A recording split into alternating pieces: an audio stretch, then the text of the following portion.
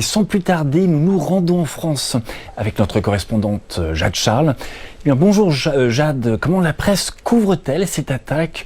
Quelles sont les premières réactions et les principaux angles retenus? Bonjour Yves. Depuis ce matin, autour de 8 heures, heure de Paris, les médias français ont commencé à couvrir l'actualité des frappes israéliennes sur l'Iran. Puis d'autres informations nous sont parvenues sur ces frappes, relayées au fur et à mesure sur tous les grands médias. On a très vite appris que l'attaque avait été menée après des mois de planification avec les États-Unis. C'était une annonce de l'armée israélienne. Et ce n'était pas une surprise, étant donné les déclarations récentes du président américain ainsi que le déploiement de forces américaines en cours dans la région. Nous en étions déjà informés, et un déploiement qui est donc le plus important depuis 2003. Alors, côté français, pas de réaction officielle à l'heure où je vous parle, mais l'on sait que Air France a annulé ce samedi ses vols vers Tel Aviv et Beyrouth. D'autre part, Alice Ruffo, ministre française déléguée aux armées, s'est exprimée sur le plateau de la chaîne de télévision France 2. La crise est en cours, a-t-elle dit.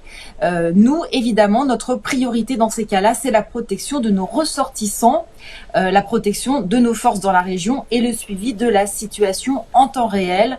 Et c'est ce que nous faisons, a-t-elle précisé. Alors, les réactions sont nombreuses, bien sûr, aussi sur les réseaux sociaux. Le patron du parti politique La France Insoumise, Jean-Luc Mélenchon, a réagi sur X en disant que, je cite, « Les États-Unis et Israël ont engagé une guerre contre l'Iran. Quels sont leurs objectifs? Une fois de plus, ni les libertés démocratiques, ni le désarmement dans la région, mais le pétrole, les rapports de force en Asie-Pacifique et au Moyen-Orient. C'en est donc fini pour la perspective d'un accord diplomatique. » Le spécialiste en relations internationales Pascal Boniface a lui aussi écrit sur X « Frappes israéliennes et américaines en Iran, violation du droit international devient une routine, caractère répulsif régime iranien ne justifie pas juridiquement des frappes préventives, entre guillemets, la loi du plus fort, l'état de guerre permanent, rien de positif ». Voilà pour la citation de Pascal Boniface. Alors bien sûr, ce qui est à craindre, c'est que le conflit ne dégénère et ne s'étende à l'ensemble de la région, alors que l'on a appris que plusieurs pays du Moyen-Orient, comme Qatar, Bahreïn ou Arabie Saoudite, ont également subi des attaques après les frappes en Iran.